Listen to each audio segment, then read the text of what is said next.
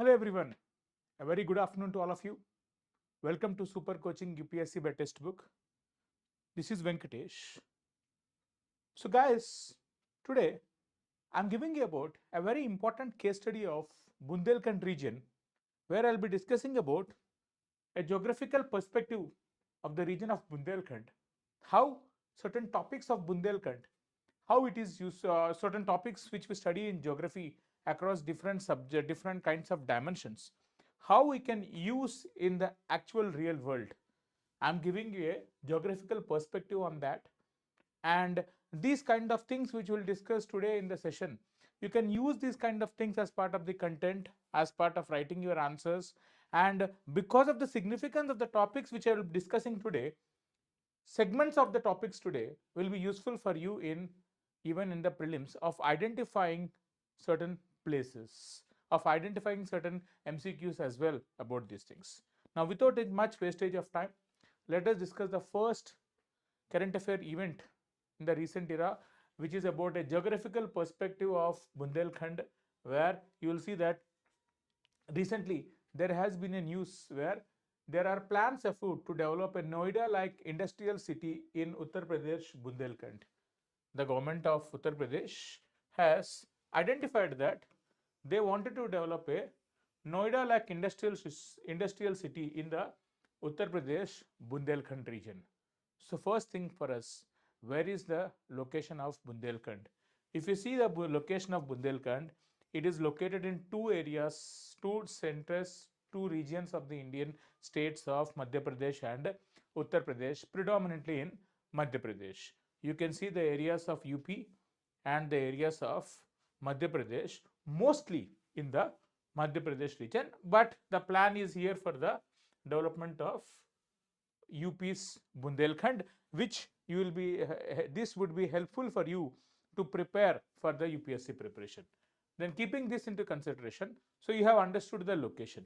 Now, what do you know about Bundelkhand? It is a drought prone area.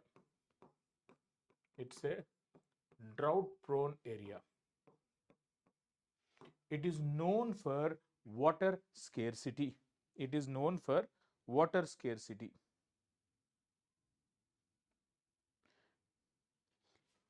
Okay, so it is known for so much amount of water scarcity. There is so much amount of water which has been scarce here. The water is not being available frequently and all. So known for water scarcity. It is known for bad land topography, soil erosion, bad land topography. I'm giving a background story of what is generally Bundelkhand, what are the issues it is facing, and how government is trying to change this with the help of the local communities and all. And these kind of context is what we need to integrate while you are preparing for the exam. Right. So we have seen that it is a bad land topography that is known for more soil erosion. What is that? We will discuss in the next slide.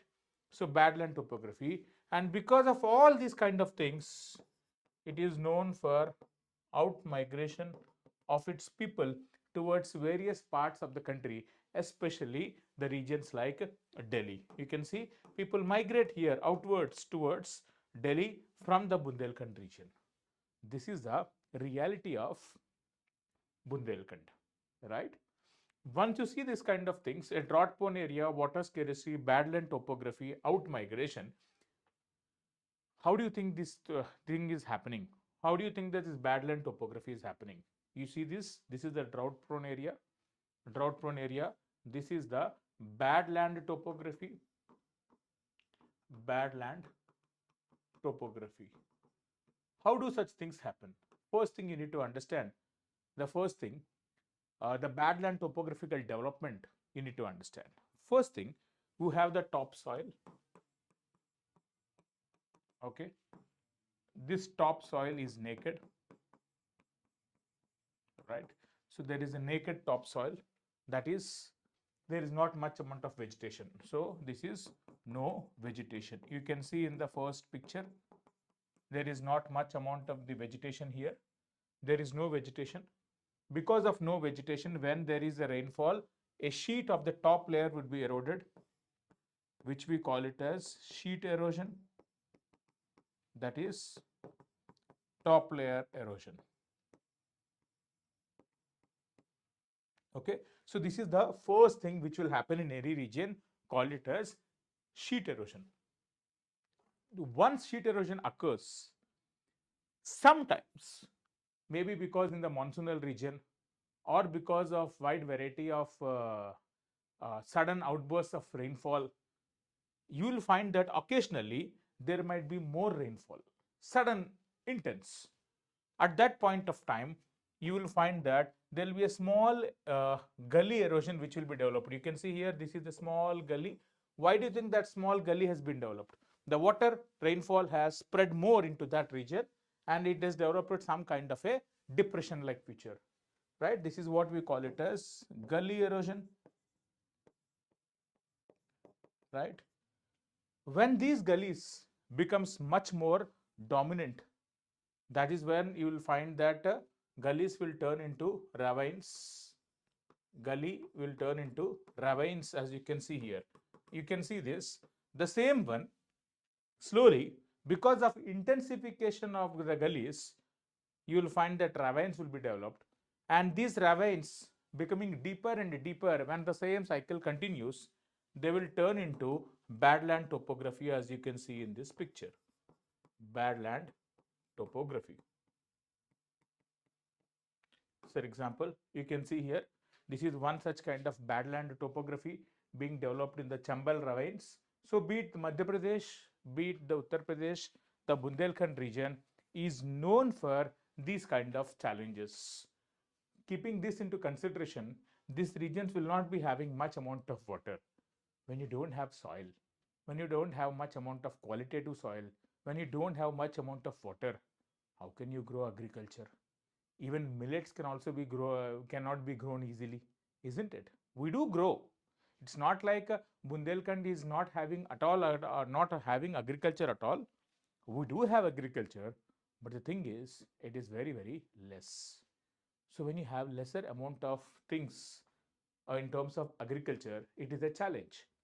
Earlier days, there used to be a village, nearby village, you will find that there might be some growth of crops like mustard, wheat, millets, all such kind of things, food, a mix of food and fodder crops.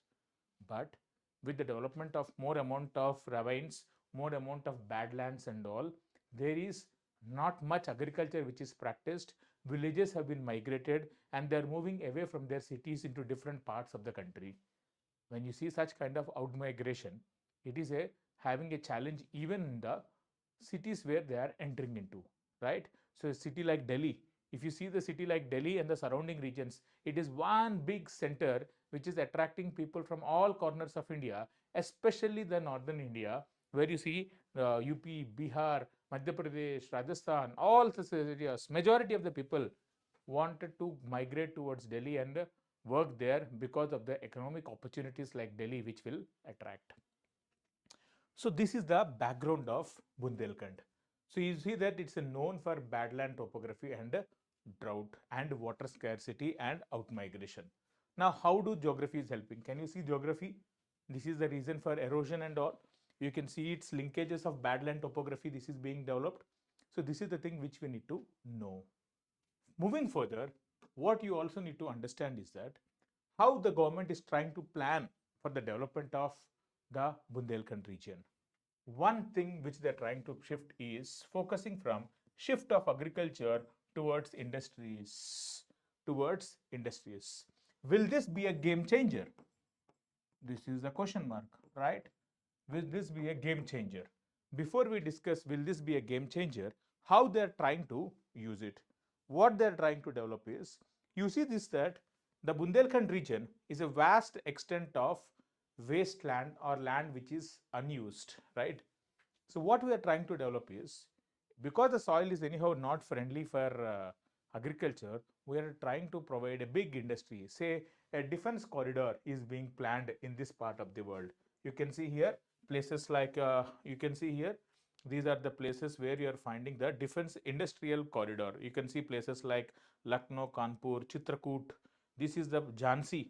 In fact, Jhansi is the main city which is available in the Bundelkhand region, and this is the place where you find the Bundelkhand. Here we are trying to develop a defense industrial corridor. So what are the plans the government is having? Just like we have Noida, okay, Industrial Development Authority, planning of industries and all, they have started around the turnaround of Bundelkhand with the plan of Bundelkhand Industrial Development Authority. So the first task they have is Bundelkhand Industrial Development Authority.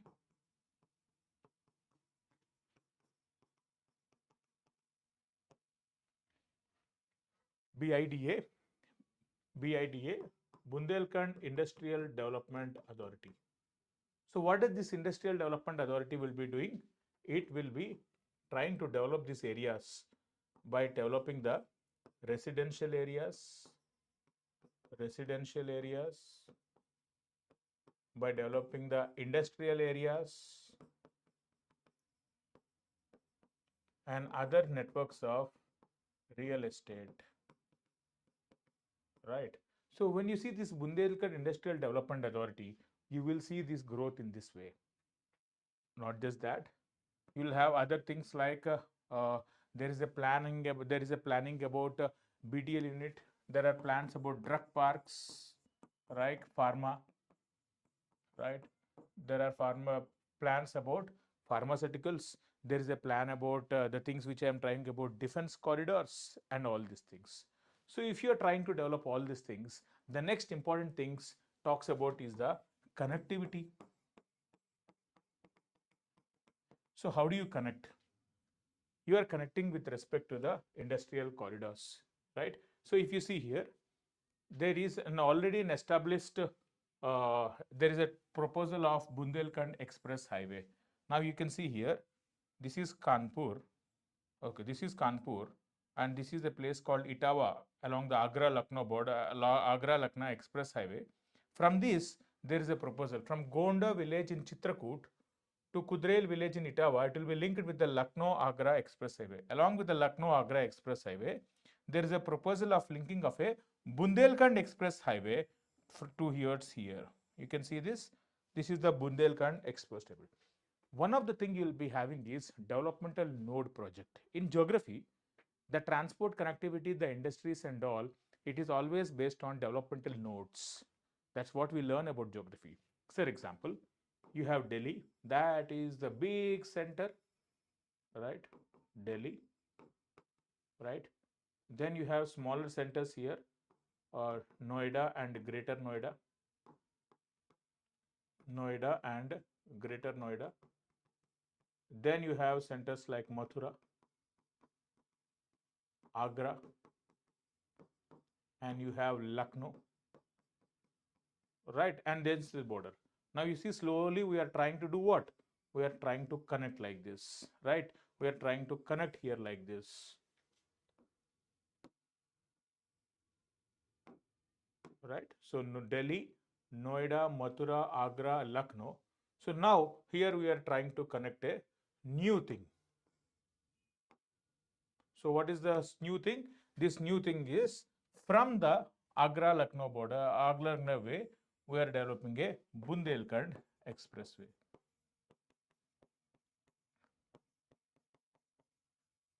See, ultimately, it's all about location of industries and location of connectivity, isn't it? So this is how we are trying to look into the issues of connectivity. So now as you connect it, the different nodes, developmental nodes, slowly will be developing into a good network. That is where government is focusing upon.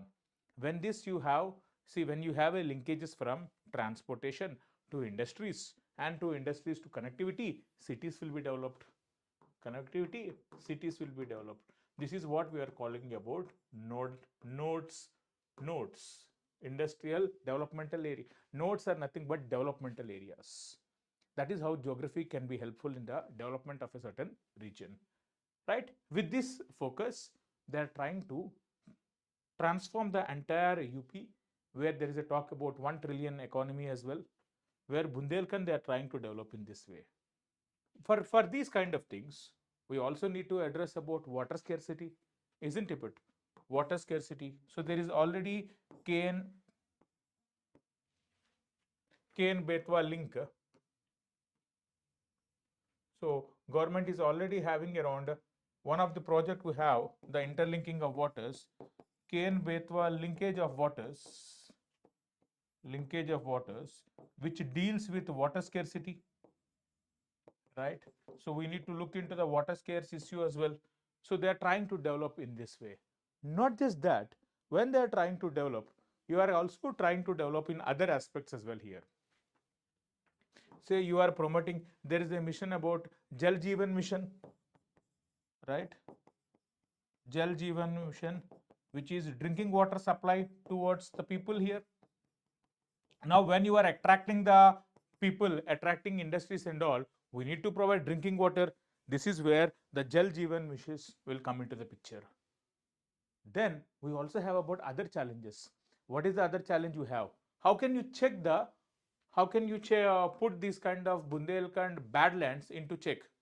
You can check, put a control, you can put a control on these things by, you have the water conservation, water harvesting.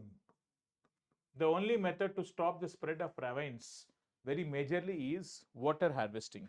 You will construct around check dams. See, there should be a level of check dams, smaller check dams, bigger check dams, and further big dams, so that slowly you are putting a check on the badland developmental growth. So you can stop the growth of badlands. You can prevent their encroachment into other parts by putting a check on them, by stopping the erosion, by having some kind of a check dams which are water conservations. Right? With this model, as you move forward, that is when you will see the real growth of this region. That is the idea. Now you see the examples which you have discussed, the connectivity issues. We have discussed about how there is a check on soil erosion. So check on soil erosion, where you have also used around defense corridors. So industrial parks by locating an organization called Bundelkhand Industrial Development Authority. You will be having industrial parks. Plus, we are also having the connectivity with respect to these areas. Already, Jhansi is an important area in terms of connectivity. There is well-developed railway network which is there. We are trying to develop the connectivity. There is also a talk about airports in Jhansi and Chitrakoot, right? So connectivity being road, rail, and also airport, right? So the express highway, the railway, and the airports at Chitrakoot and Jhansi, or a smaller airport. We can develop all these kind of things so that you can attract the capital and all the things together. With this focus, we can prevent out-migration. And at the ground level, what are we doing? We are talking about drinking water to address the water shortages issue, drinking water. We are trying to promote also agriculture, like organic farming here, organic farming, Pradhan Mantri Krishi Sampada Yojana. Okay, Sampada Yojana is fisheries, right? Krishi Vikas Yojana, you can have multiple these yojanas which you have. Organic farming is also we are trying to grow. Keeping this into consideration, we are checking about these kind of things, and we are also checking development of industries. With this, we can see that prevents the out migration, preventing out migration. This is the focus of how we are trying to develop the Bundelkhand region in the UP, Bundelkhand in the EP. Now you see the geographical perspective. This is how you can use the government schemes, and as well as whenever there is a context about a case study about geography in terms of economic development, you can use this case study. You can use the connectivity, how connectivity will have a role to play in terms of development. That I have given an example with respect to connectivity in terms of nodes, development and all. These kind of geographical knowledge is very important, because ultimately you are learning these things ultimately for overall by using these kind of things as a policy thing only for government, right? All these things are meant for what? Policy planning. So the whole perspective is about policy plannings, right? Then we'll also discuss about another topic which is in use recently. There is a region we all know, Korean Peninsula. It is in use. Recently, there was some kind of missiles testing in Korean Peninsula, which I have seen it in the news.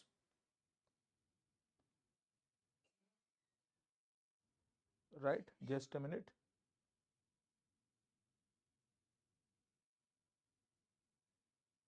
Yeah, so we have seen the North Korea fires more rounds near the sea borders. So Korean Peninsula is very much in news because of this. So we are not bothered about the political aspects as such here. So just important places to which we need to understand for our exam. They might be asking, for example, they'll ask you, because North Korea is in news with respect to these kind of things. North Korea shares a boundary with which of the following countries? Does it share a boundary with South Korea? Everyone would say yes. Does it shares a boundary with China? Obviously, yes. The question mark is about Russia. Does it share a boundary with Russia? North Korea has a boundary with Russia also. This is the thing you need to remember. Then they might ask you, arrange the following places with respect to their locations. So if you see the this Korean Peninsula, these are the places which you need to remember. So, for example, Sea of Japan, where it is located? It is located north of the Korean Peninsula. This is the Korean Peninsula. Then you can see here, this is the Yellow Sea, the place of Yellow Sea. So arrange the following in north-south. Sea of Japan, Yellow Sea. Which is north, which is south? You should be remembering that. Then what separates Korea from the Japan? Korea from Japan, you will see there is a strait called Korea Strait. Korea Strait. This is one such important thing. Then they can ask you about some of the places which are here. You can see here East China Sea, and down south about East China Sea, we will have the South China Sea. You can see here. So this is the Japan, Yellow Sea, Sea of Japan, yellow. This is the East China, and then you have the South China. This is the South China Sea, which is known for the disputed islands like Spratly Islands, Parasil Islands, and all such. So all these are very, very important places in news, which are very important from the point of view of prelims. Then one additional learning for you. North Korea and South Korea are separated by which line? What is the line which separates North Korea and South Korea? 38th parallel line. So there is a line of 38th parallel which separates the North Korea and the South Korea. 38th parallel separates North Korea from South Korea. This is what they can ask you about. These are the key aspects whenever you are talking about issues. For the PDF file of this, you can get into my Telegram channel, and more such MCQ practice also you can get into the Telegram channel, and you can get this file in the channel, and there will be some kind of MCQs practice which I'll be doing in the free masterclass in textbook app, which is free for all of you. You can get into it. I hope you have understood about a perspective of geography, of how to use geography for your UPSC preparation. Hope you all have understood this. Until we meet next time, thank you, and don't forget to subscribe to this channel. Thank you.